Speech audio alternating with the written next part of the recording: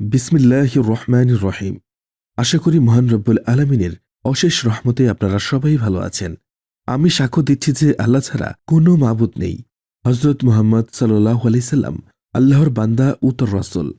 আসসালামু আলাইকুম ওয়া রাহমাতুল্লাহি ওয়া বারাকাতুহু। রাসূল সাল্লাল্লাহু আলাইহি সাল্লাম বলেন, প্রত্যেক ব্যক্তি হাসরের মাঠে ভয়ে বলতে থাকবে, বাঁচাও বাঁচাও, আমাকে বাঁচাও।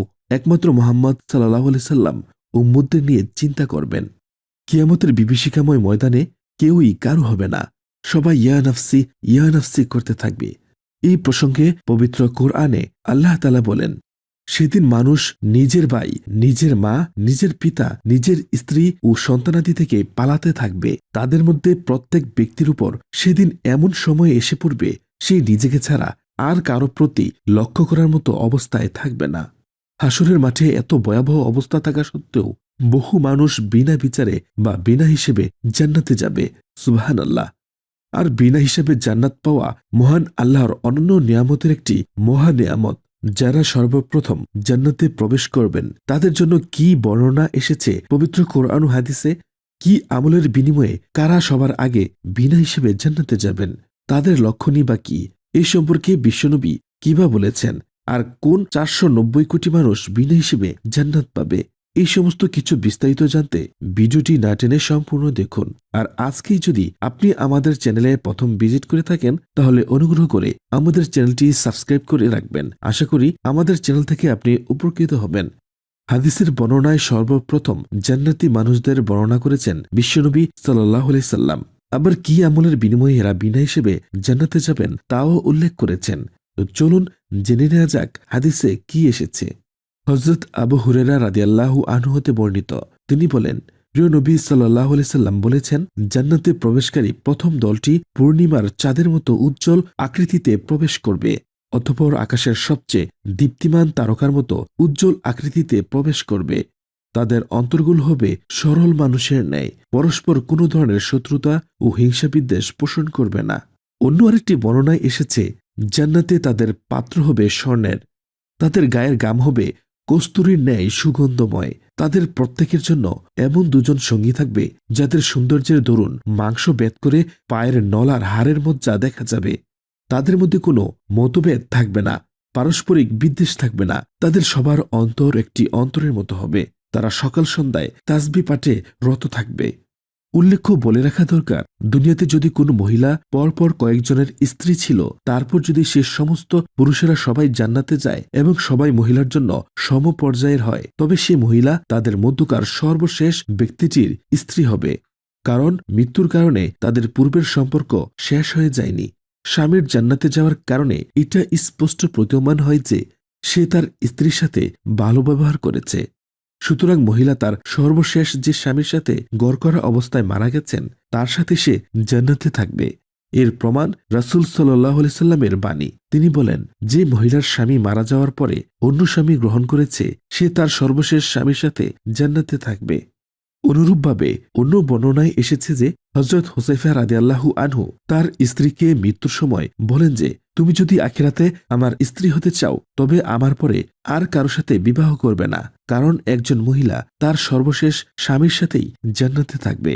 আর এজন্যই আল্লাহ তার নবীর স্ত্রীদেরকে নবীর পরে বিয়ে করতে নিষেধ করেছেন। আর যদি মহিলা কারো স্ত্রী হিসেবে সর্বশেষ ছিলেন না, তখন সে তাদের মধ্যে যারা তার সাথে দুনিয়াতে সবচেয়ে বেশি সুন্দর ব্যবহার করেছে তার সাথেই জান্নাতে থাকবে, অথবা তাকে যে কাউকে গ্রহণ করার এখতিয়ার দেওয়া হবে। বিভিন্ন বর্ণনা থেকে এই ব্যাপারে কিছু নির্দেশনাও পাওয়া যায়।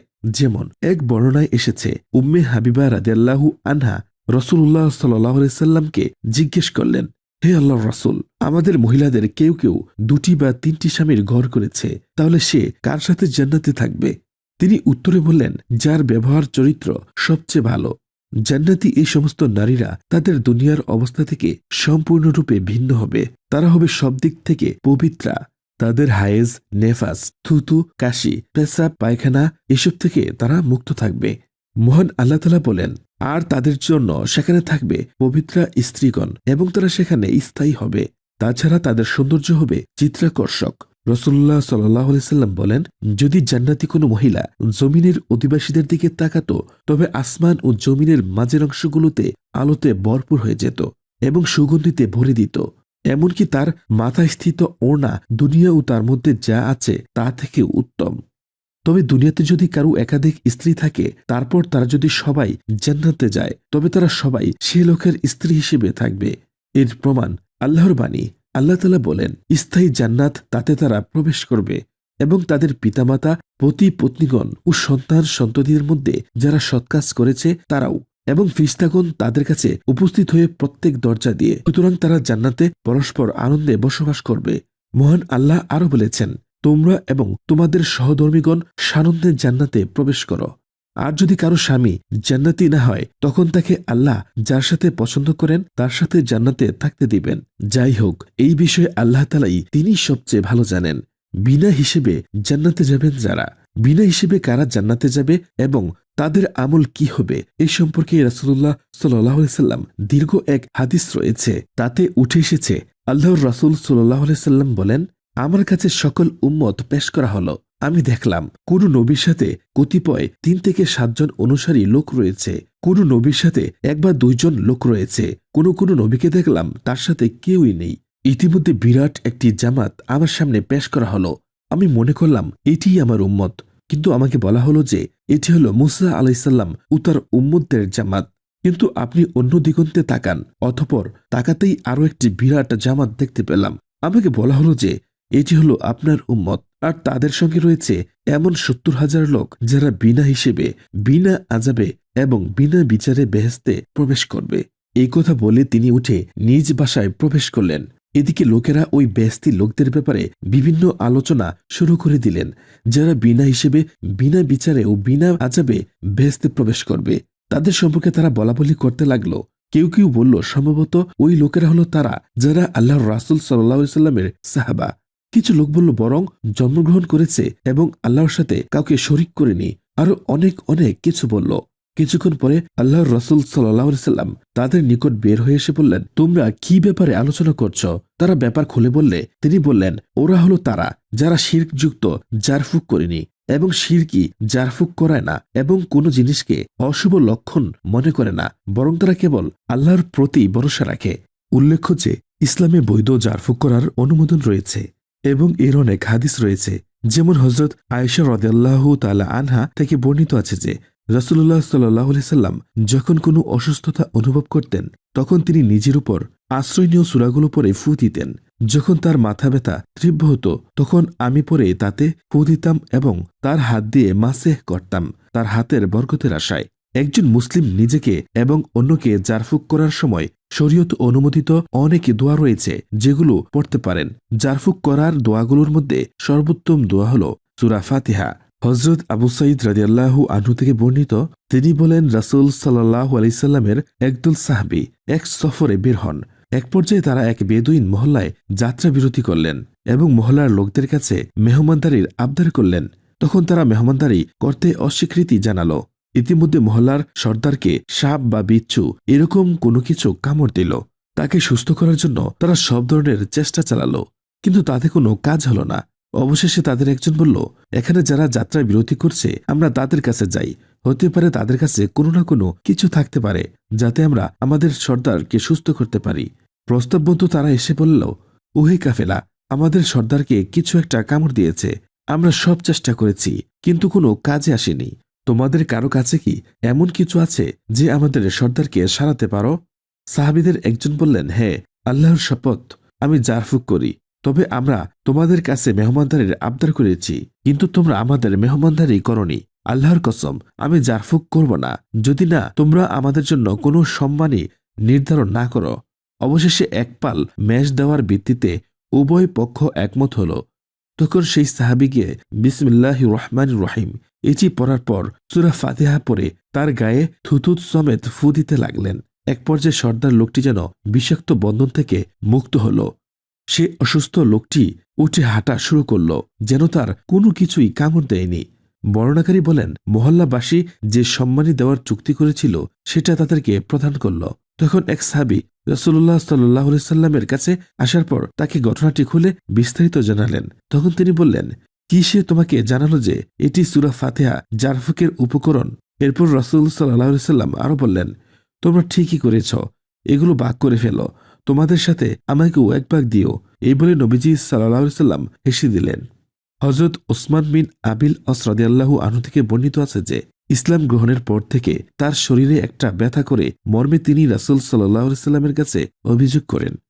তখন রাসূলুল্লাহ বলেন, আপনার শরীরের যে স্থানে ব্যথা হচ্ছে সেখানে আপনার হাত রেখে দিন এবং 3 বার বিসমিল্লাহ বলুন এবং 7 বার বলুন, আমি যে অনিষ্ট পাচ্ছি এবং যে অনিষ্টের আশঙ্কা করছি তা থেকে আল্লাহর ইজ্জত ও কুদরতের আশ্রয় প্রার্থনা করছি।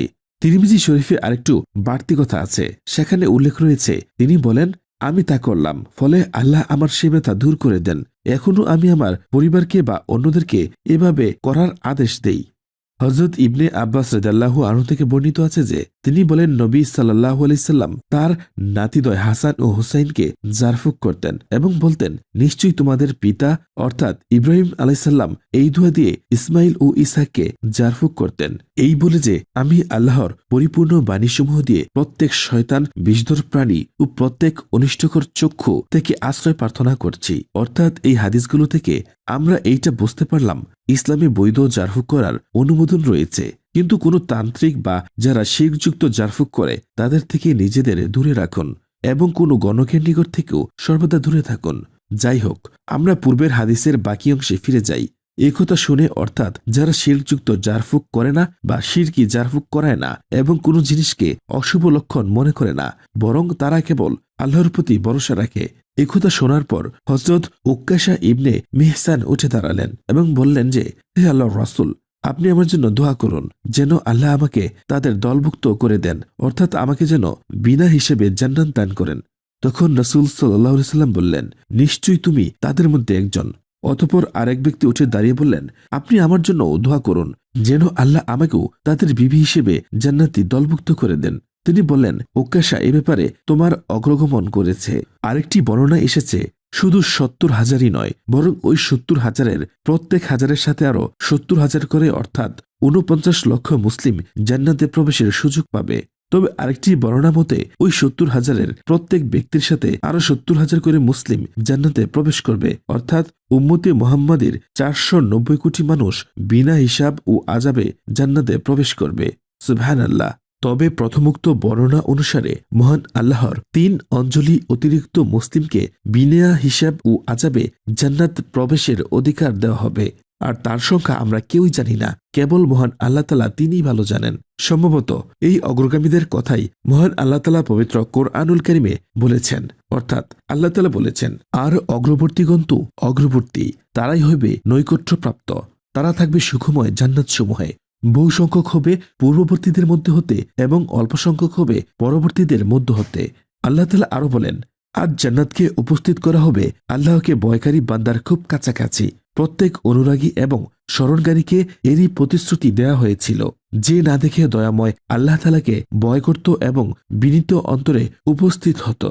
অর্থাৎ এখানে আল্লাহ তাআলা বলেছেন, যারা আল্লাহকে ভয় করে, আল্লাহকে না দেখেই পূর্ণ বিশ্বাস রাখে এবং আল্লাহর ভয়ে যাদের অন্তর বিনীত হয় এবং যারা বিনীত অন্তরে আল্লাহর সামনে আল্লাহর উপর উপস্থিত হয়, অর্থাৎ 5 ওয়াক্ত নামাজ পড়ে, সৎ পথে চলেন, মিথ্যা পরিহার করে, জেনা বেবিচার ঘুষ সুদ থেকে দূরে থাকে, সর্বদা আল্লাহর জিকিরে মশগুল থাকে, মানুষের অধিকার হরণ করে না এবং যারা সবসময় সৎ পথে চলেন, তাদের জন্যই জান্নাতের প্রতিশ্রুতি দিয়েছেন মহান আল্লাহ তাআলা।